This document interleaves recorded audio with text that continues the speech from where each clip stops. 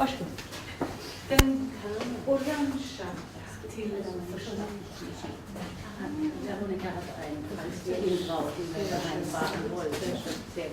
Yeah.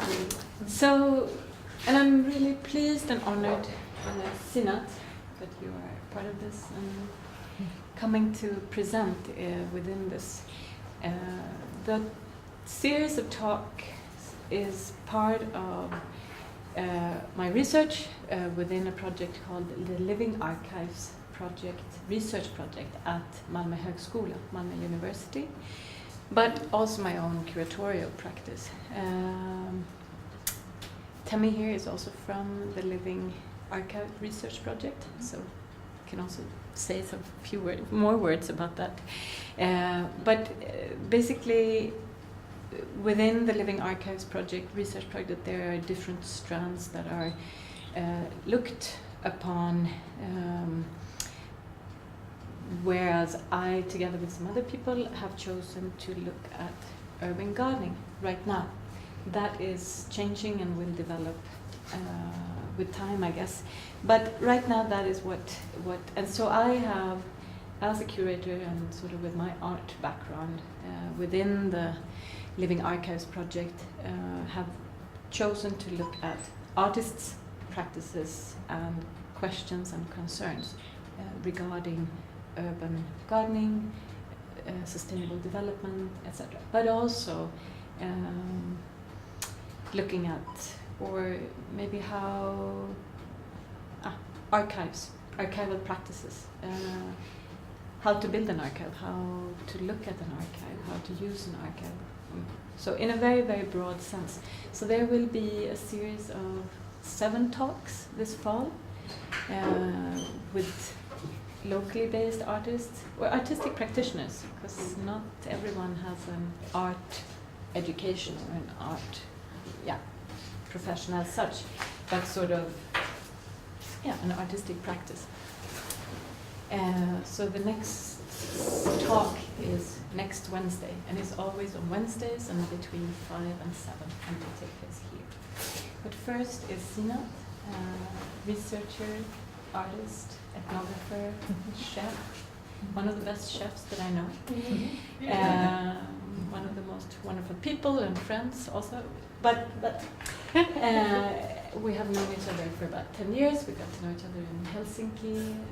Zeenath was at that time at the School of Art and Design. Yes. Aalto now. Now. And now runs Tapori Tiffins as a lab, as a kitchen, as a catering, as an artistic platform, along with all the other many things that you do. So, we will hear you now, and I thank you again. And you have some wonderful chai Zeenath brought. And I'm happy to talk a little bit of the Living Archives Project. Maybe we take a break, or afterwards. I think it's better if anyone wants. I think we should focus on Zeenath now. And the toilet is out there? The toilet is out there. And I have the key. And if you're cold, we can put on heaters and we can put on lights. But we start off. This is a premiere here, so we will go along as we go. Thanks, Veronica. I grab some warmth now. So, let me see. I'm the closest, and you can draw nearer. I'm from India. I'm not afraid of proximity. Question: do you want me to run the? No, it's not a slide. Okay. So it's just to transport us to the oak forest. For those of you who think you're going to get a primer on how you identify mushrooms in the forest, it's going to be a huge disappointment. I'm using foraging as a trope, as a metaphor, the act of foraging, as a metaphor for the species that we are as a human race. I start from that point. And I'm so glad, with no apologies to you, Christopher, to see that we are mostly women in this circle. Because it can take me to a few places, the talk. Firstly, I'm going to talk through the words of a feminist political scientist called Anna Singh, and she has an American-Indonesian background, and she talks of unruly companion species, referring to mushrooms. We'll get into more of that soon. While I was giving the title for this talk, I wrote foraging in the title, and you can see that there is no foraging now when it's been announced, because it went through the Ricard, who is one of the living archives, your colleagues, and he tried to think of it in Swedish, because he's Swedish, and he said there is no such word for foraging. It doesn't translate. Maybe we can say plocka. Foraging, if you look at the dictionary version, is about gathering food for animals. So getting out there, collecting grass. And that translated into going out there and looking for wild things, or things that grow in the wild. What things grow in the wild? I heard people picking chestnuts, mushrooms, flowers, berries. Herbs. Yes. Great. And that's as far as we will go scientifically into the species that we pluck. Because I'd like to drag us from the forest into the city. What can we forage in the city, and who are foragers in the city? Okay. Foraging as an act brings its own sort of infrastructure. There is seasonality to it. You can only forage for certain things during certain seasons, and that translates into what you cook and what goes into your body. And therefore this whole domestic setup of how your house is run and what recipes you know according to which season. So this sort of connection happening there. The wild things sort of taming you according to the season. But then there's also allemansrätten, which is about thinking about wild species as a limited resource, and therefore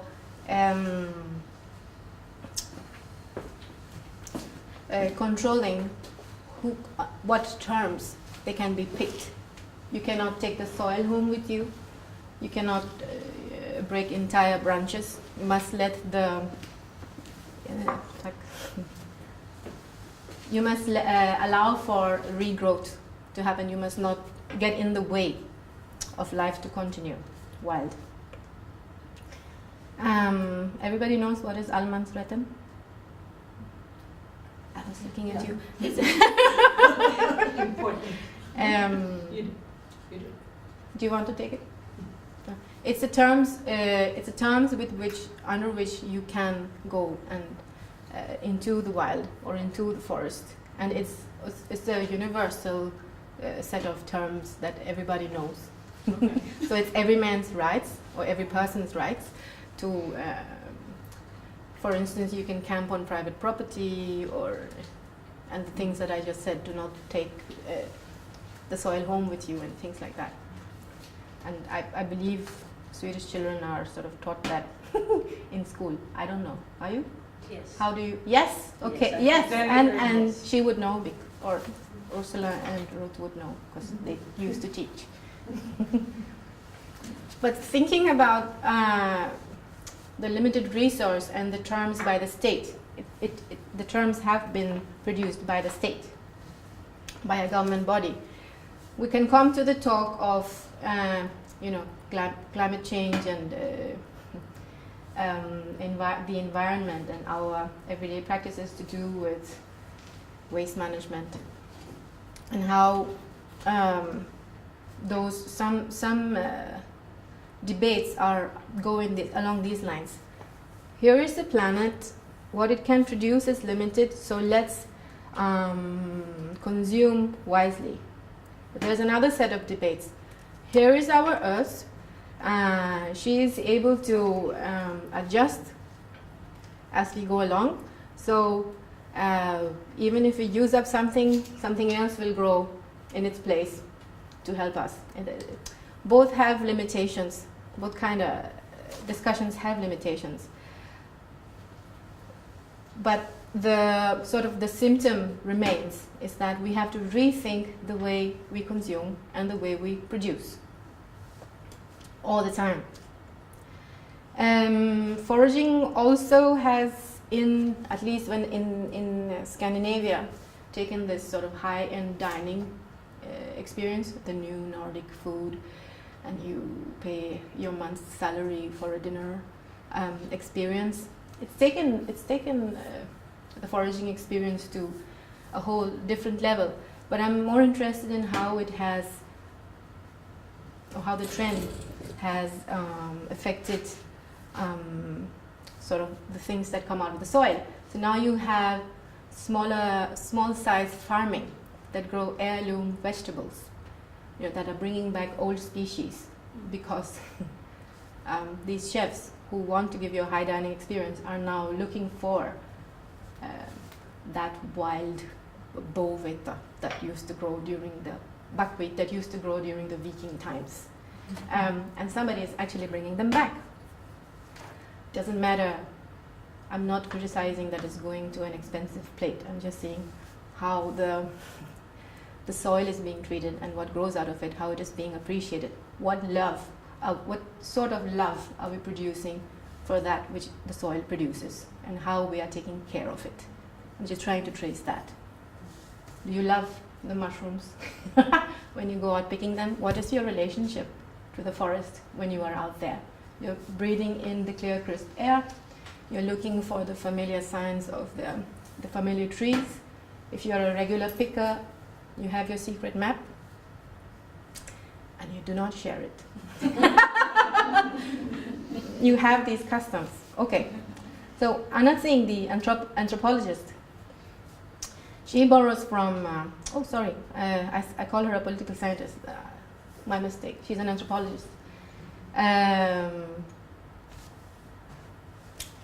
Borrows the term companion species from another feminist technoscientist called Donna Haraway. I will leave the technical jargon aside, but companion species means to say that the human as a race, or we as a species, have become a race after plantation. So after we tamed ourselves into taming plants, having farms, we domesticated ourselves. We became slaves to these plants. And the plants then became part of a food industry, which dictates not only what goes on our plates, what we buy in the supermarket, but also, according to me, our sense of satisfaction. So, how much we eat, what our body is satisfied with, to the extent of how much we should earn, and which brands we should. I mean, if you don't even look at the commercial side, you look at the physiological side. What is the plate that satisfies me is dictated by the food industry. And then going back to plantation. So Anna Singh says that cereals domesticate humans and plantations form races. But mushroom collecting brings us somewhere else, to the unruly edges and seams of imperial space, where we cannot ignore the interspecies interdependencies that give us life on Earth. There are big stories to tell here, and they should not be left to the human triumphalists who control the field. Through her work, she tries to open the door to multi-species landscapes as protagonists for histories of the world. So it's not just about retelling histories, but also finding a vocabulary to talk about the practices that we do have in the current day. I wrote an invitation to a Facebook group called Save the Food Manu, inviting them today. Save the Food.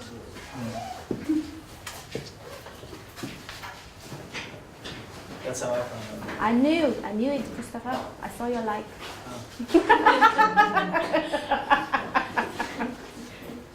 Very well.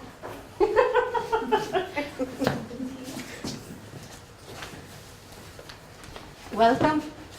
You missed the punchline. Sorry. There is lots more chai, so just keep refilling.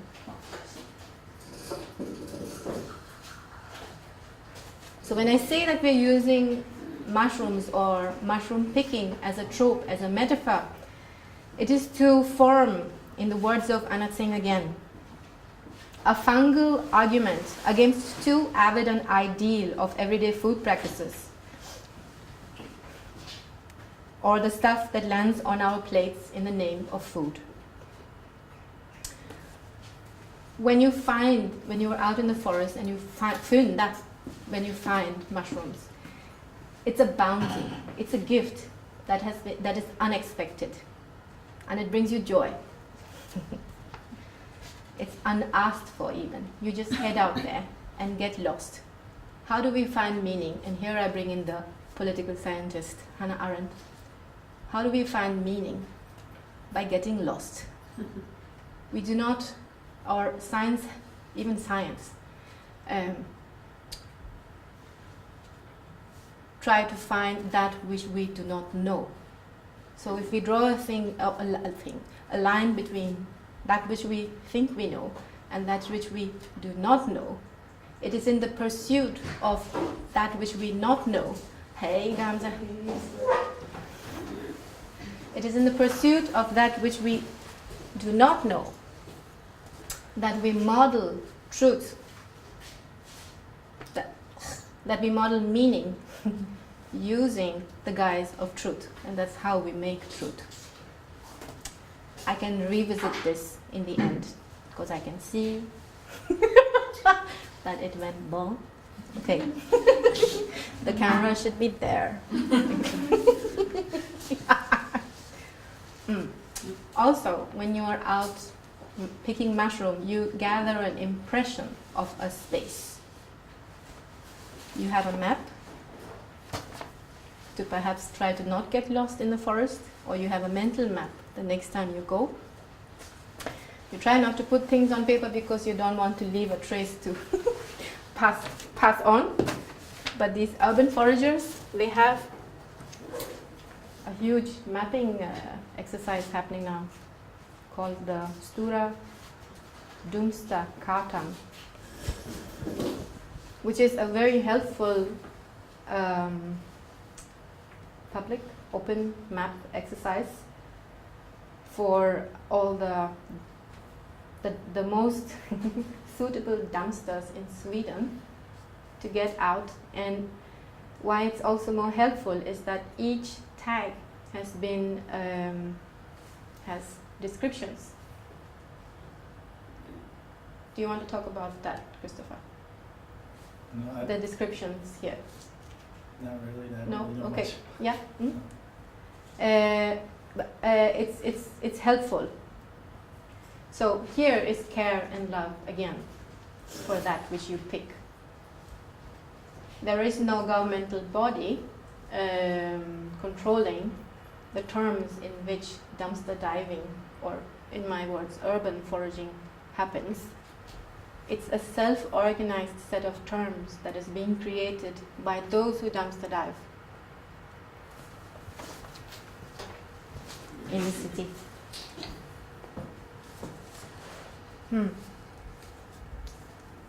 Let me just talk a bit more about Save the Food and groups like this. So, is everybody familiar with dumpster diving? Mm-hmm. Or freeganism? Yeah. It's the idea that consumption is not just about consuming less or rethinking, but being wise about how we produce waste or even use waste. So dumpster divers or freegans hang out in the bins, containers, soap shell outside supermarkets, and they have their favorite points, just like mushroom pickers do.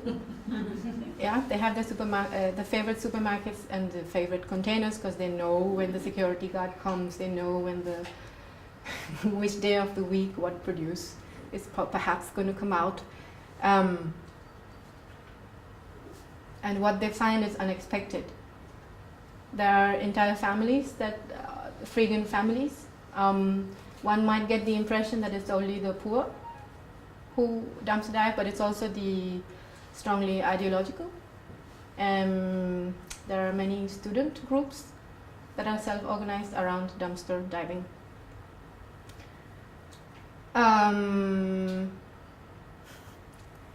My kitchen, Tabori Defense, has held closed dumpster dived dining sessions closed because we're still trying to lobby with Miljöförvaltningen, the food hygiene authorities, to allow us to make it open.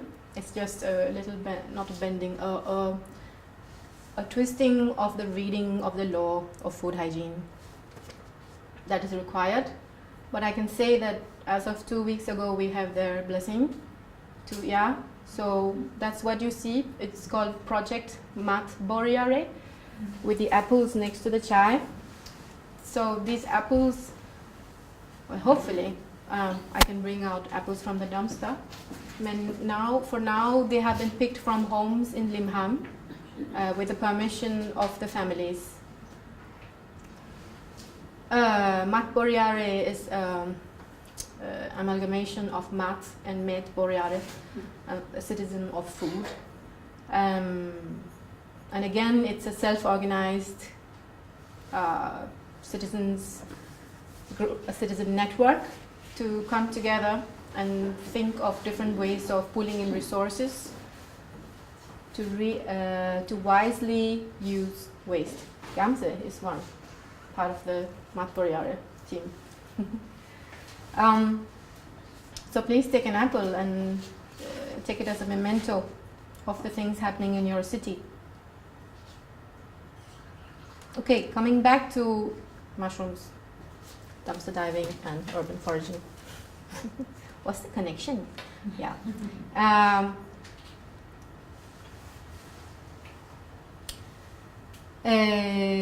We spoke about how, or I want to talk about how mushrooms are not an autonomous species. It has roots, or it has an entire network underground that can, you know it better than me, that have long lives and stretch for kilometers or miles, according to Tammy. And they then are in a symbiosis with plant roots. So they form a companionship with the trees and the plants around them.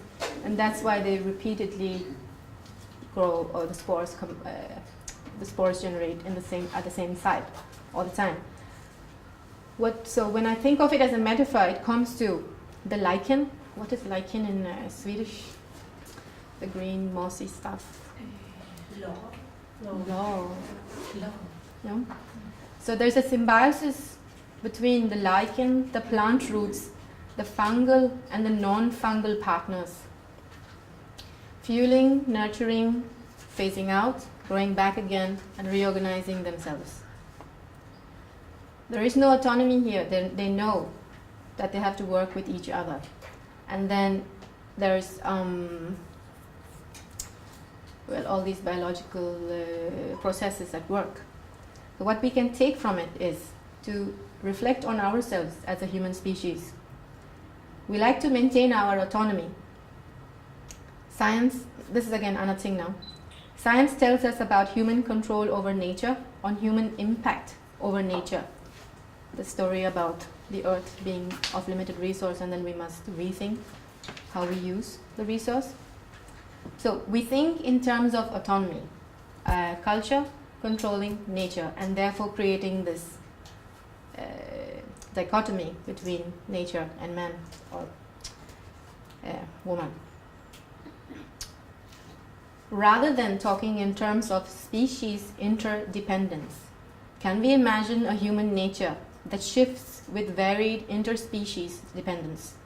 We might then be able to understand more about the webs of domestication in which we humans have entangled ourselves. Species interdependence is a well-known fact. So we know about mushrooms, the kilometers, the plant roots that they depend on. But we forget about this interdependence when it comes to ourselves.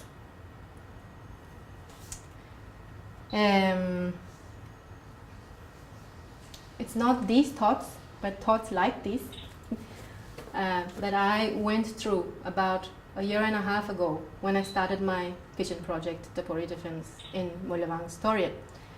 I looked at my plate, very specifically the plate of my child. He was 1 year old at that time. Through the barn menu, in the children's menu in restaurants.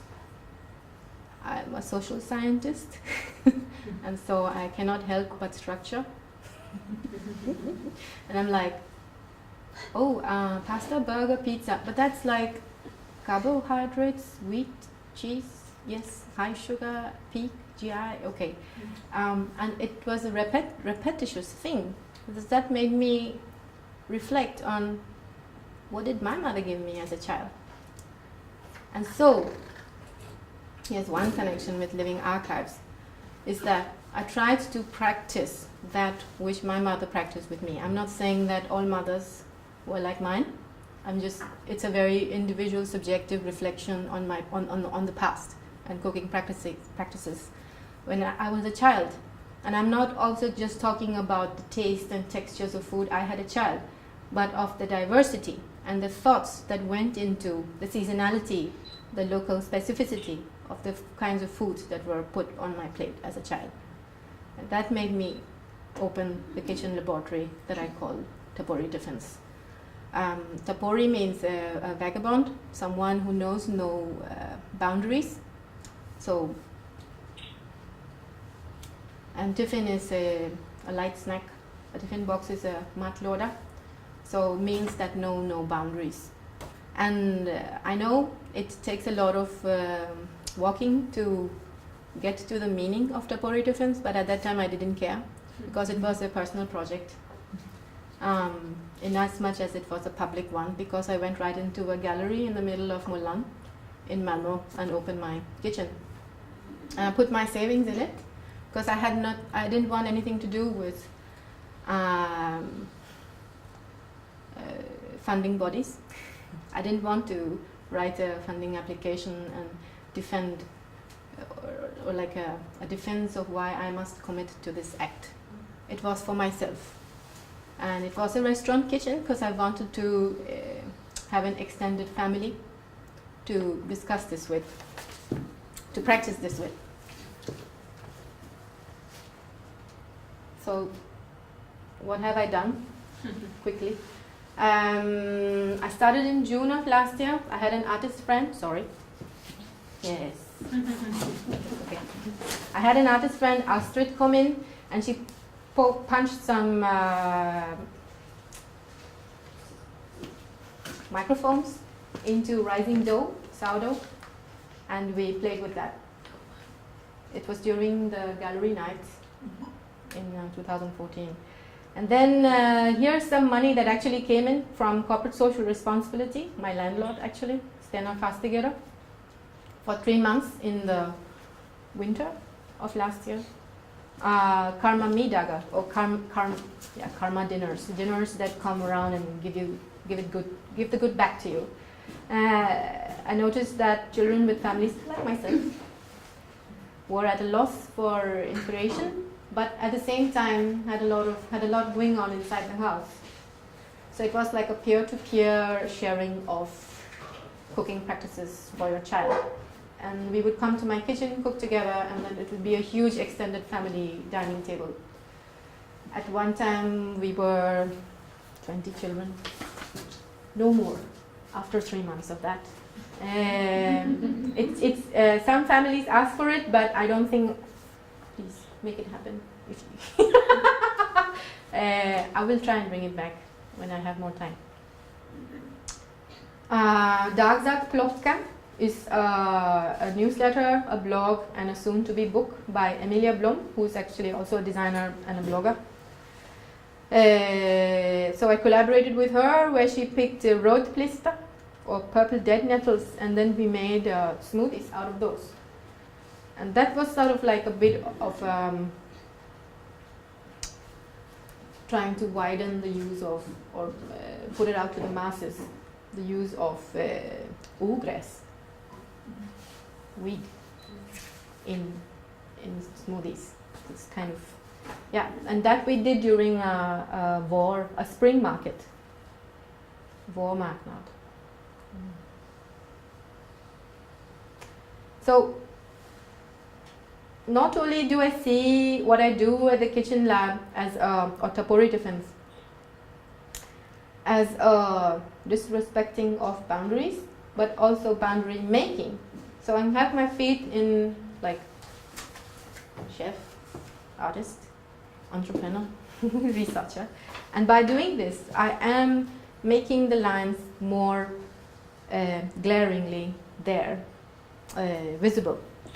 So, for instance, I get called during Malmö Festivalen to do a live demo of cooking. I'm like, okay, but that's what a chef would do. I can do that. Or then I get called to talks like this to talk about my research, but I can do that. But it's a way for us to reflect on the domesticated practices that we have that is slave to the food industry. In the end, that's what's important for me. So demos on the square. And then here is, as a social entrepreneur, I also try to come up with different models for meeting the meeting points between the producer and the eater, and try to generate money. I have not earned money, that's okay, from this kitchen for now. Yeah. But what I have enjoyed is the freedom to do these experiments without having to consult a board or a supervisor or my funder. And people just coming in and wholeheartedly embracing the idea and saying, how? This is what we want to do. So for instance, Gamse is a lot in my kitchen, and she lives in a collective food waste. So my catering leftovers goes to her collective. This is my dumpster dive. Yes, exactly. Or fika for charity. So during the Malmö Festival, my kitchen made fika. Some of you might have gone there and eaten it, and then the money went to the cause. And I was compensated for the raw material. And all the volunteers that came in from Valdensbarn, so the cause was Valdensbarn, Children of the World. It's a campaign from Radiohelpen. And the volunteers that came in put in the hours, both in the kitchen and for sales. So actually mine was just whizzing things up and dropping it there. We raised around 32,000, 32,000 in 5 days. And we could have done more if it wasn't raining. 32,000. Isn't that right? Yeah, 32,000. Wow. Stadens, talk about different ways to generate research money. Huh? Stadens Skafferi. So now my next project is Odling. Having my own plot. Veronica and I share one little plot here. We got it mostly to have our children enjoy mucking around in the mud. Now I have a 600-meter square plot. It's a Malmö Stad supported initiative to generate jobs and have people become urban farmers. So it's outside Rosengård in Västra Sjöbringe, and anybody can go and apply. And it's really, for my 600 square meters, I'm going to have to pay. It's not me, it's me with at least three more. We pay 1,000 krona per year for that plot. And there is a consultant Yoran, or more like we shall go, this kind of guy, to help us out. That's today. And then next Wednesday, I will not be here because I'll be giving a food workshop in Copenhagen, where the workshop is called We Are What We Say We Eat, and that's about, my kitchen is vegan and vegetarian. I'm not. That's a challenge for me, to widen my understanding in the kitchen of where plant-based proteins can go. So I have my heritage from my mother's intensive vegetarian cooking. I have a husband who is Danish and a huge ass meat eater. And yes, you know that. And and a child who's sort of caught between the two of us. But again, to draw the social science structural lines is that, so you have meat eaters, non-meat eaters, or the vegetarians. And there's your dichotomy. But then there are the converts, the so-called, I used to eat meat, but I won't anymore for whatever reasons now, and you look like one of them. Sorry, I just had to. No, but there are, so either you're born as a vegetarian or you convert during your lifetime. And in Southeast Asia, it's mostly Buddhism that brought in this conversion. So you see a lot of mock meat factories, fake meat. Yeah, it's called mock meat. Soya-based or wheat protein-based meat texture products. Because as humans, again, we feel the autonomy, we can control nature, and therefore we twist nature to feed that which is we feel as our need. But what if we, now I'm not saying that erase all that past, I'm saying, okay, we have that practice, we have that knowledge. We have now already this activity that builds this form of knowledge, or different forms of knowledges. Can we think of a practice that uses the vocabulary of cooking with meat, but cooking vegetables? So at the workshop, we're going to make pink hummus through a meat grinder. We're going to take skin made of strawberries or strawberry leather and tear that. We're going to marinate potatoes and like grill it like steaks, things like that. So using the language of cooking with meat. And then we are going to sit back and reflect, how did that meal feel? Was I eating meat? Did I think I was eating meat? So here it's the questioning of interspecies interdependence and the so-called human autonomy that we think we have, that we think we possess. And then later this year, there's going to be some students of leadership from Kalmar coming, and with them I'm going to be doing a course on urban foraging, and that's when I'm going to invite also Safe Food, hopefully. Which brings us to Project Matborgare. If you want to be a part of it, just let me know. It doesn't mean donating money, but about thinking together about how you think the surplus food production can be met. One dumpster diving gives us one case or one way to counter food waste.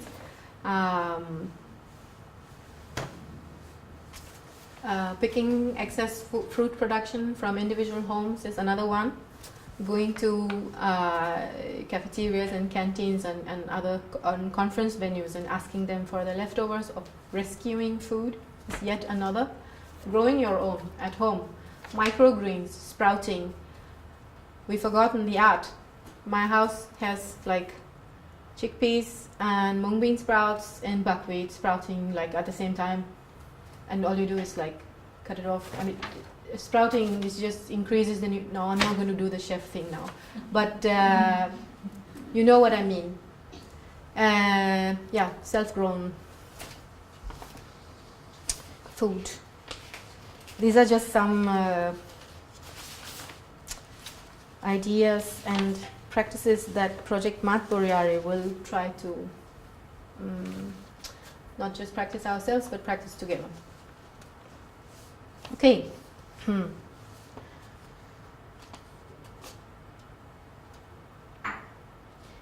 Last note.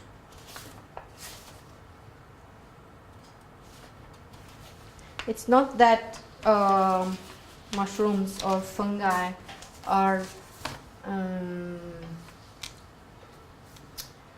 unaffected. They are affected by pollution, but they also then impact or affect others. So this interdependence has a loop. There is always transition. We look for transformation in our actions, but we do not know what the transformation will eventually produce.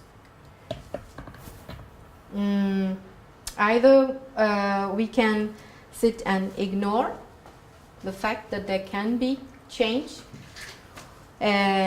or we can consider or make scenarios about what changes might happen, and therefore then reflect on the human condition, which is what the attempt was right now. Yeah.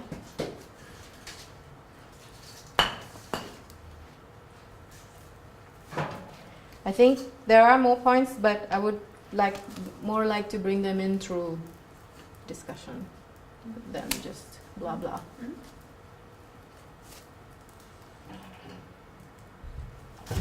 I have been talking for 40 minutes and I think it's good. So, yeah. Yeah.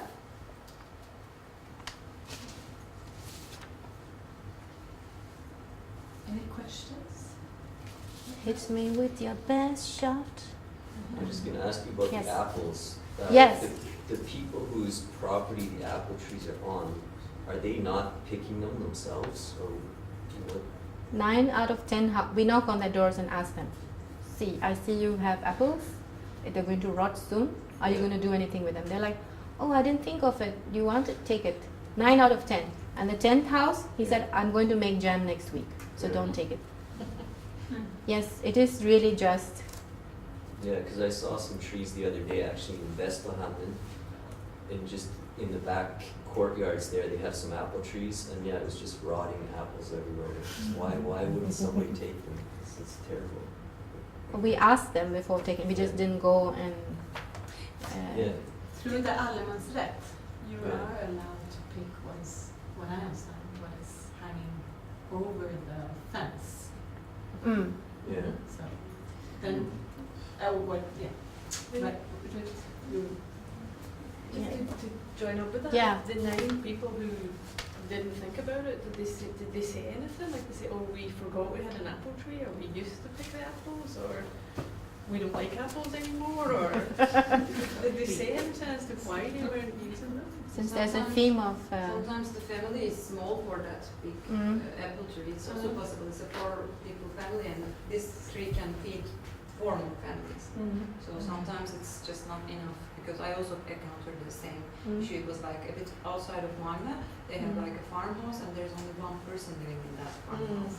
And they have a lot of like apples, pears, like little berries and everything, and he let me pick them, but I also couldn't like pick everything or eat everything. But I really pity that. Why my friends or why we don't eat? We just go and buy from a shop, very high prices. So. But it's also a very sympathetic response. We do not use because we do not have the capacity for it's excess production. But that is also the problem in the big picture. There is excess production. The Stop Spill af Mad, Stop Waste Food movement in Denmark, Selena Juhl, she started 8 or 9 years ago by talking with supermarkets and their strategy of buy 10, pay for 1. Because it's going to expire soon, and then people would.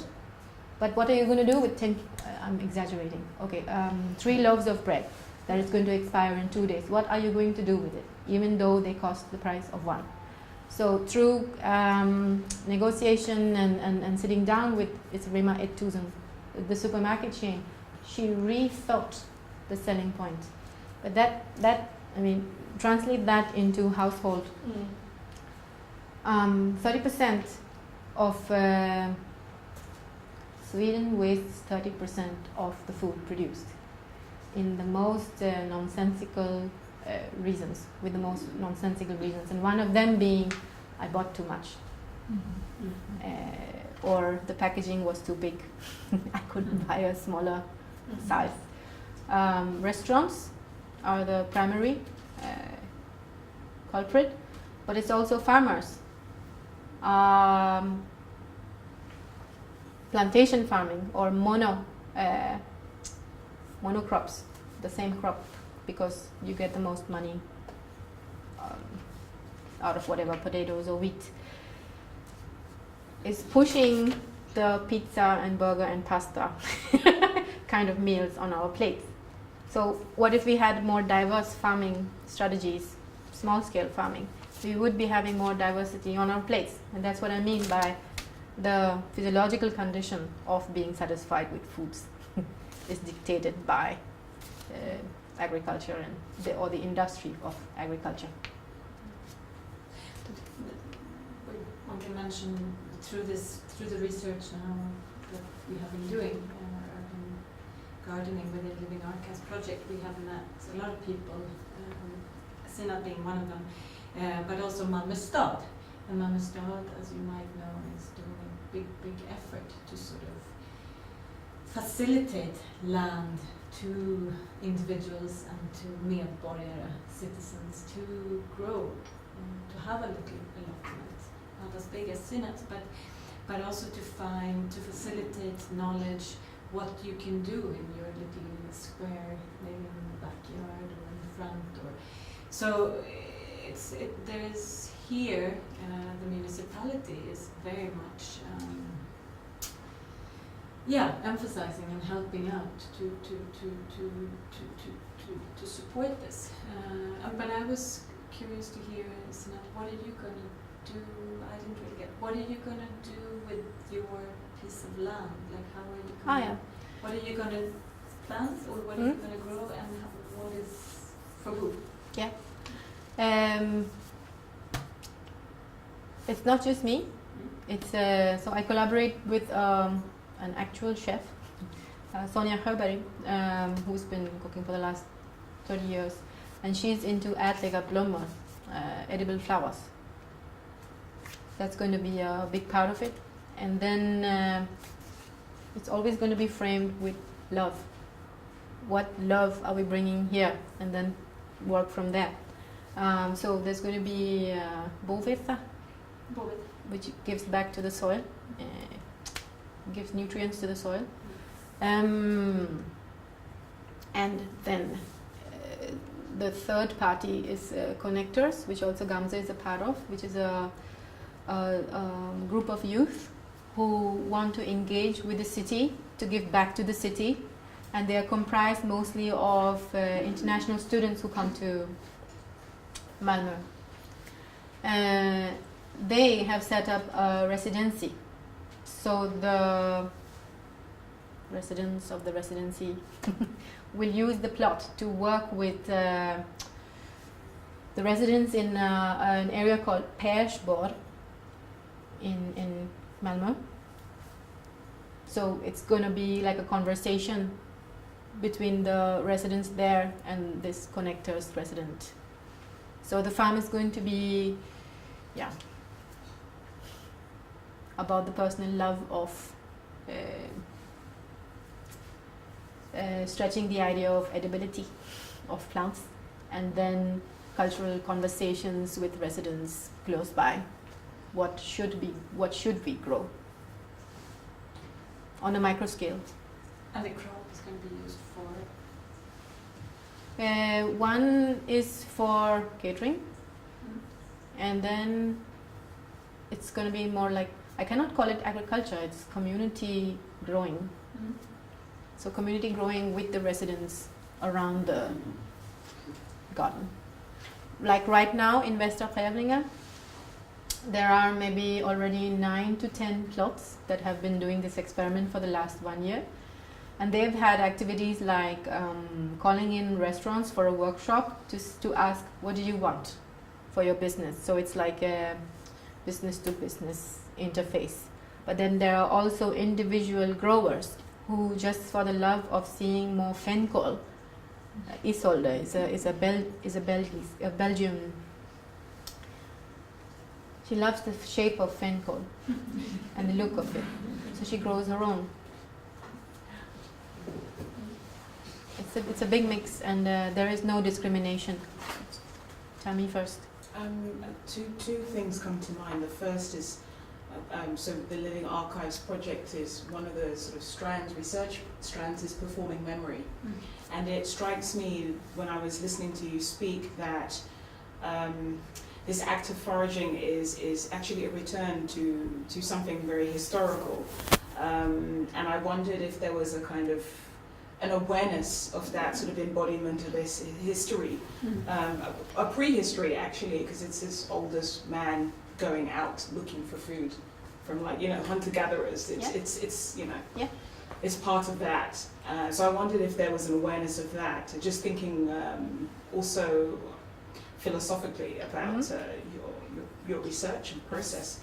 The other thing I was thinking about was the politics of taste, because in the UK we have a very famous chef, Jamie Oliver, who's been trying to transform school meals, school dinners, and has proven that, you know, actually you can get fresh food which is cooked better for the same price as the kind of crappy fish fingers and all that stuff and chips that they get in school.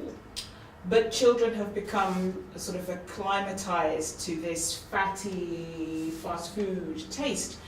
And so I'm wondering, you know, a lot of what you're talking about is sort of free, if we can call it that.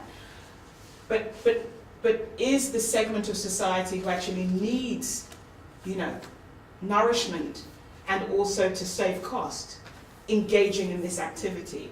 Or can they not relate to these tastes, because these fresh, vegan, raw, pickled tastes, that's something it's you have to get accustomed to. So I just wondered if you could also reflect on the politics of taste as well. Yes, I mean, your first point, you touched at so many points we started off with. It's a retelling of histories through practice. And the practice is about conscious acts. It's not just descriptive, but also speculative action. Doing something without knowing what you're going to produce, but spelling out the intentionality at every step of the way. I will repeat the Hannah Arendt thing that I said I would repeat.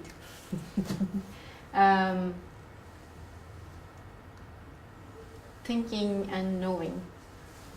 Thinking about what you're doing is not knowing what you're doing, because there are things which we do not know that we do not know. And how do we encounter that? And how do we leave room for that? Is there a conscious leaving of room for that space of epistemological knowing? And I try to do that through feminist relational ontological practice. Recognizing that there is a post-structural dependency across species. That's why I use language like this. And I have to, for myself, and only talking with certain groups, but then I try to talk across groups and mix up the vocabulary. I will use an example from Save the Food. And I'm talking just as a researcher, reflecting and not criticizing the act. One of the posts said, Matkrigare, food warrior. We are food warriors. What are you fighting? Is it a war? Is there going to be destruction in the end? So even the use of metaphor, can we think through the metaphors that we use. Sorry, I keep looking at you. I know you didn't write that. But encountering those and bringing it into everyday use is my primary aim. And that's how I can sort of move across the two. And it comes naturally to me because action research is about producing knowledge while doing or by doing. Politics of taste. Oh dear me. Okay, so the location I'm in, Klasgatan, or actually Mollan, houses no less than 90 nationalities.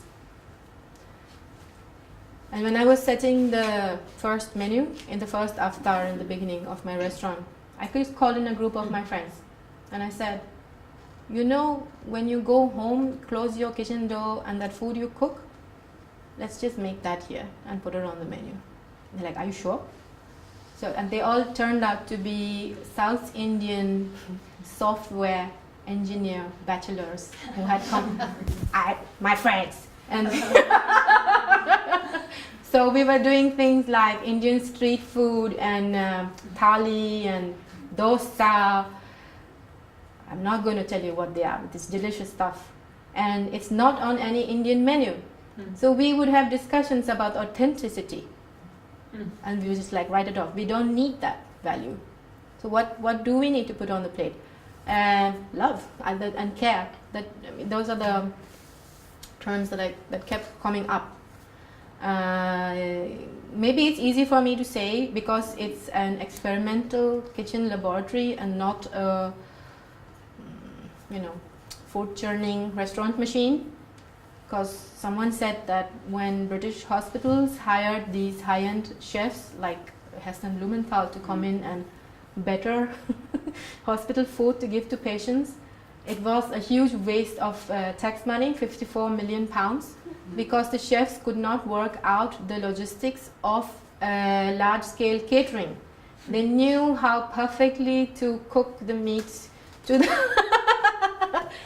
best texture. So maybe then we need more collaborative, interdisciplinary work. Taste. So in the building, it's 3 stories of residential apartments.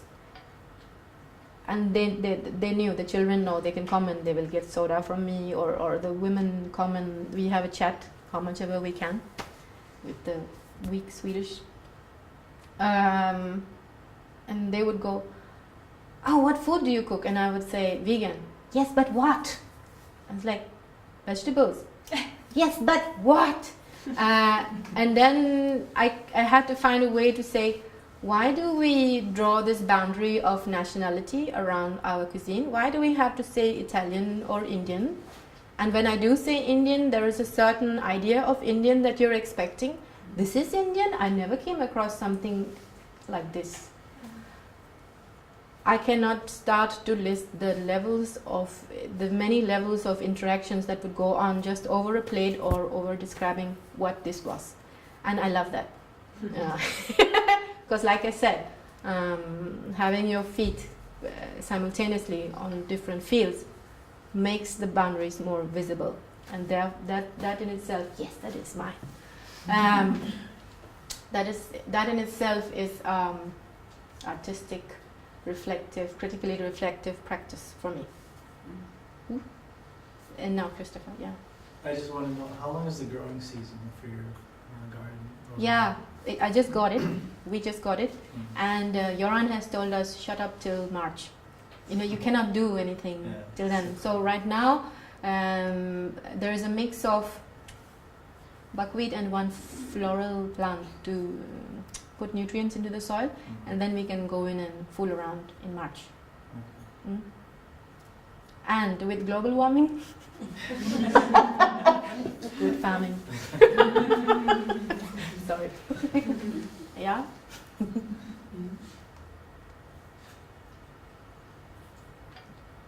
I mean, we can break up for more chai and then take points individually and chat also.